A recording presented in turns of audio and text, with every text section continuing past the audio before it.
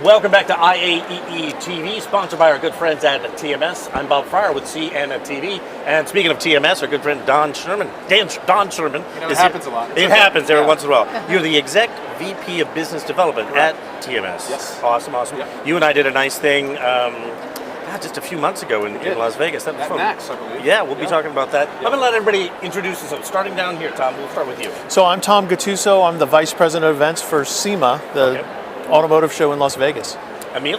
Yeah, pleasure. Emil Davis, Managing Director of Business Development at the American Institute of Architects, AIA, formerly at SHRM for 25 years or so. And hi, Lisa Lisa. Messina, Chief Sales Officer at Visit Orlando.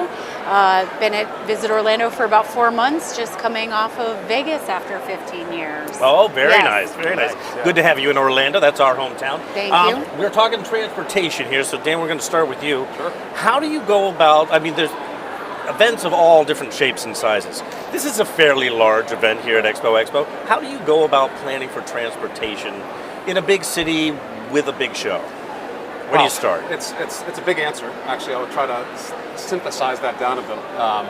I think I'm going to start with the future. In the future, we're going to start planning, or we have started to plan, based on enhancing that attendee experience. Transportation really is that first and last impression, and we got to get it right. Specifically for SEMA, right? Big citywide show. I can't remember off the top of my head, Tom. Maybe 43 hotels. I could 50, be wrong. 50 these days, I yeah. knew I got it wrong. So that's super complex, right? Yeah. And not every show is the size of SEMA. But every show starts with that hotel room block. How many in that room block? What's the room ratio for that? How many folks are we moving? What's the ridership history? What is the persona type? Is it a medical show? Is it a supplier-based show, manufacturing-based show? All that matters based on how we build our plan, how we book our equipment, how we book our staff. Because at the end of the day, if we don't get that first impression right, it leaves a bad taste in the attendee's mouth. Because you never get someone, if they have a bad bus experience or transportation, that they complain about. But if you have a good bus ride, it's like having a good elevator ride. How was your ride on the elevator? Oh, fine, it got me here, as long as you get there. And I would say, over 80% of events don't use any form of transportation. And what I want, I think why we're here today in this, with these subject matter experts, it's because it's not all about private transportation. It's also about that host destination transportation infrastructure. How is Orlando? How is Vegas? How is Washington, D.C.? Thinking about their transportation infrastructure to complement the program goals and objectives of show organizers, because most organizers aren't using transportation. And I say that as a transportation guy, but that's, I think, interesting, what Lisa has to say about Orlando, how they think about that transportation core experience. Orlando is very different than the other tier 1 cities in the U.S. based on that footprint. Vegas is very different than Washington, D.C. or San Francisco, right? So there's so many different complexities.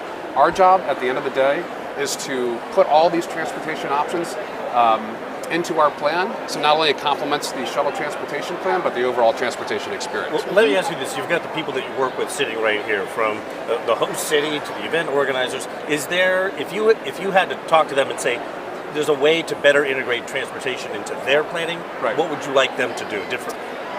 Well, I'm going to say I'm pointing towards the future, because no one is really thinking like this yet. I think you start with what is already in that host destination. What are the current transportation assets there, and how am I going to leverage that in order to enhance that transportation experience? And then you put private transportation on top of that. If you're a citywide, you're doing transport because you have to provide that experience. But if you're a mini-wide or a self-contained event, it's really, you're only using those local resources. You're not bringing in another transportation partner.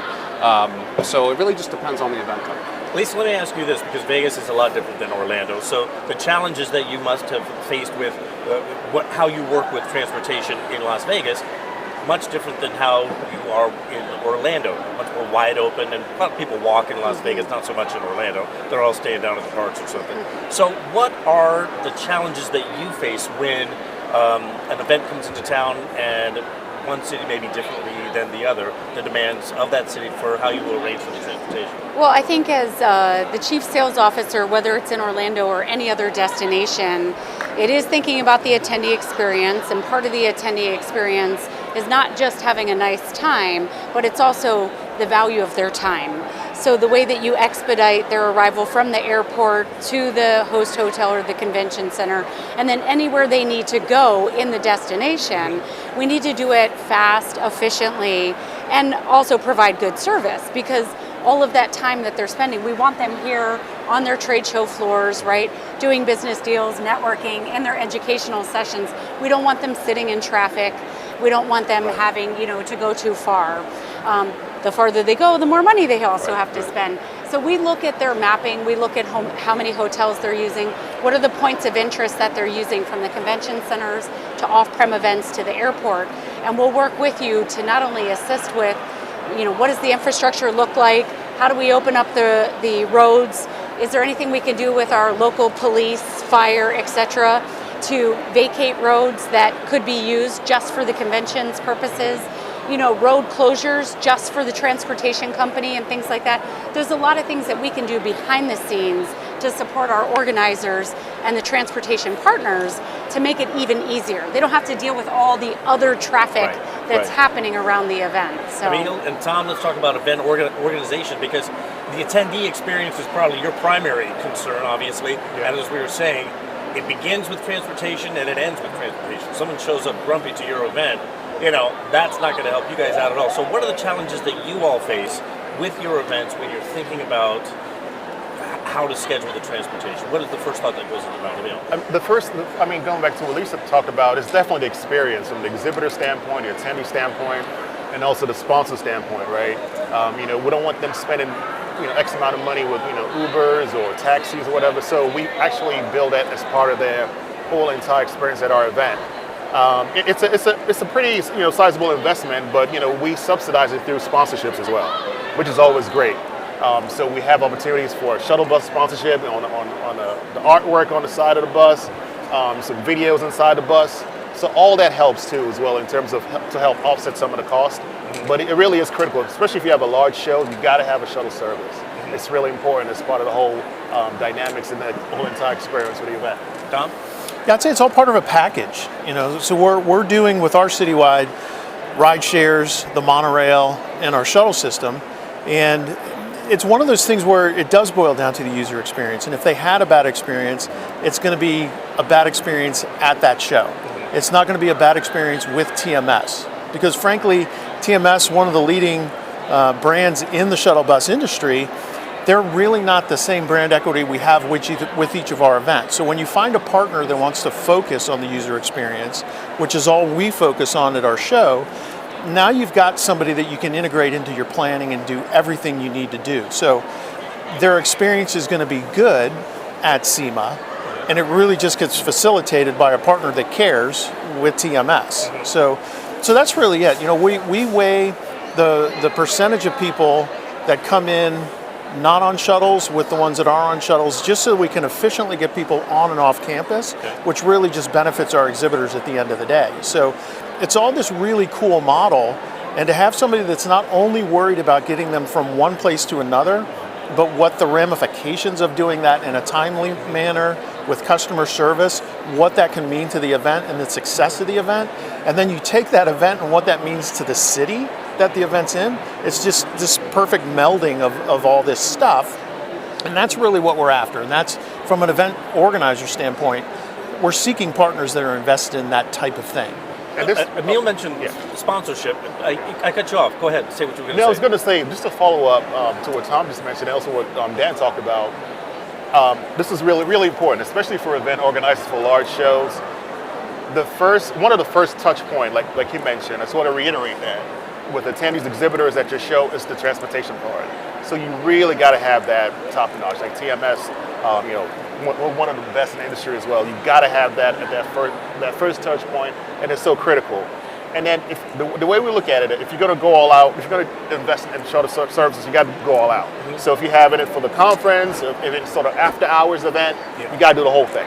Because once you go in, if someone are looking forward to the back and forth between the center and the hotels, then you have like a late event, then they're going to be looking for the buses, right? Yeah. If they don't see it, that's going to be a negative part of that part of the whole experience. So you got to go all in, and then make sure that experience is there, holistically. And you had a question regarding sponsorships. Yeah, well, you had mentioned sponsorship, and so I started thinking about offsetting costs. Yeah.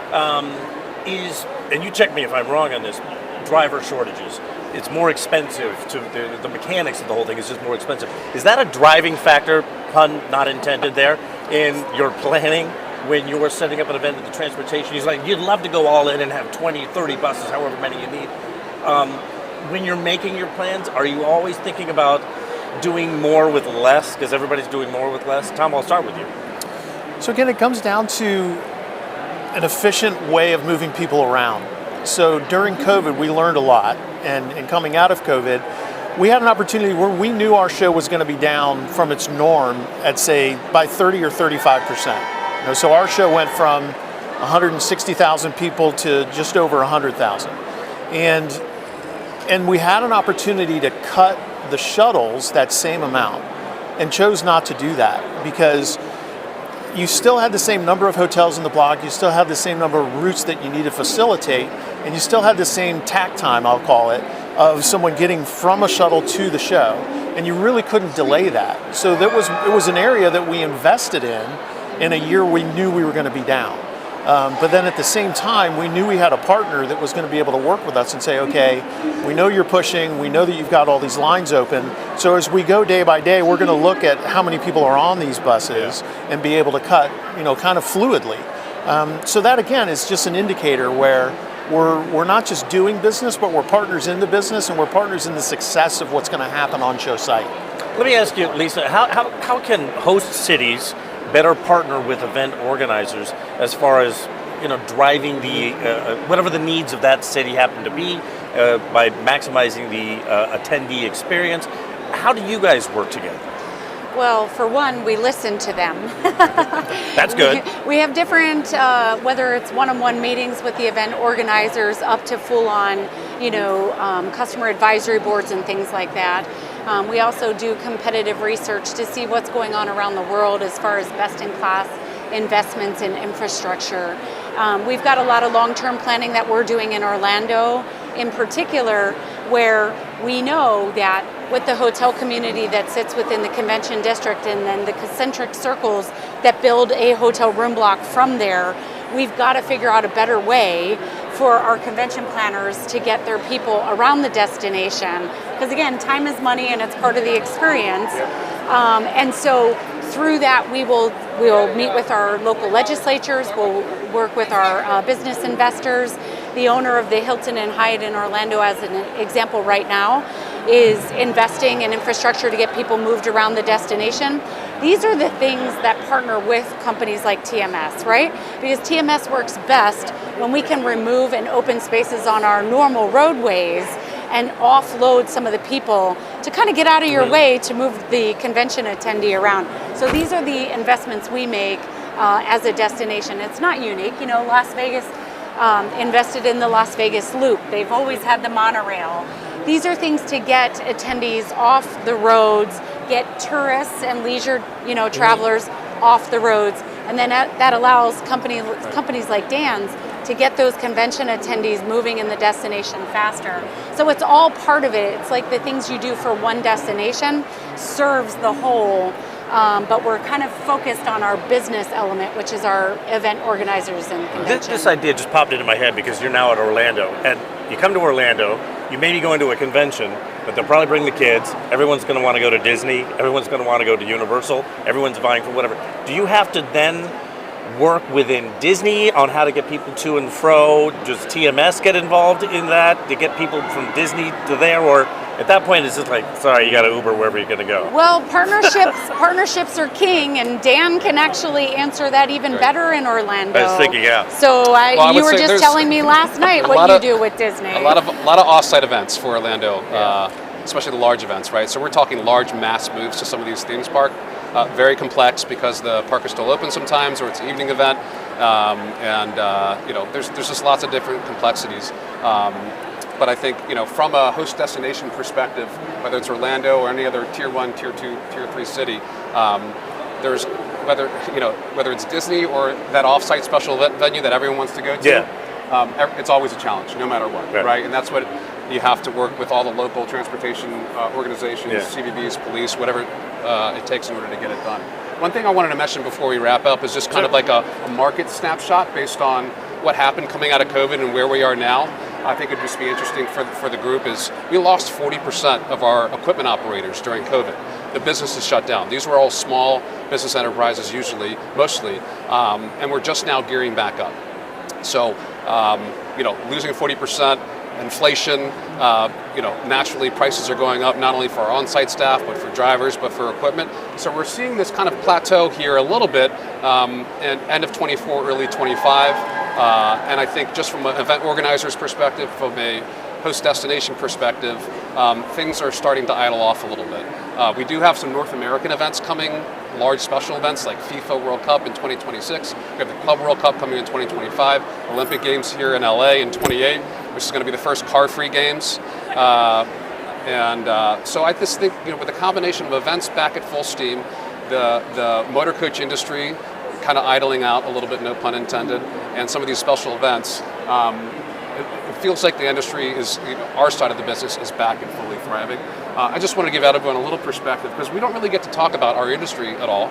Obviously during COVID we talked about the events industry and how it affected all the core suppliers and event organizers in this, so just wanted to give a little perspective. It is one of those things that people take for granted. Well, there'd be a bus to take me there, but there's so much thought that goes into transportation. Everyone took a lot of things for granted. Yes. And whether it's IAEE or other kind of industry associations, we did a good job during COVID communicating that. But the future of event mobility in 2025 is really celebrating these transportation infrastructure, working proactively with event organizers and host destinations to build the best program to help complement that attendee experience.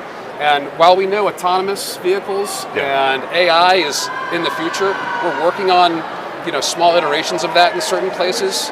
For example, when we did the FIFA World Cup in Qatar in 2022, we brought in a fleet of 600 buses and operated that entire program. It's actually thousands of buses ended up being and thousands of drivers. But that's one example of one city, one special event that dedicated themselves to a sustainability-based movement. So it's be interesting to see what happens in the next few years to these kind of progressive host destinations, typically coming from a transit authority that's pushing that initiative, and how it affects our events. Because while we're using AI in interesting areas for content at our shows and programming potentially, I'm interested how it affects event transportation and how we provide a better service and work with our partners to really deliver on our collective promise. Well, Dan, Lisa, Emil, and Tom, great to have you here. Very interesting conversation, and look forward to seeing you out in Vegas and you back in Orlando, and Thank you. both you guys at all of your events. All right. Thanks to our Thank panel. you. Thank you. Thank you. Again, for IAEE TV, sponsored by our good friends at TMS, I'm Bob Farr with CNTV.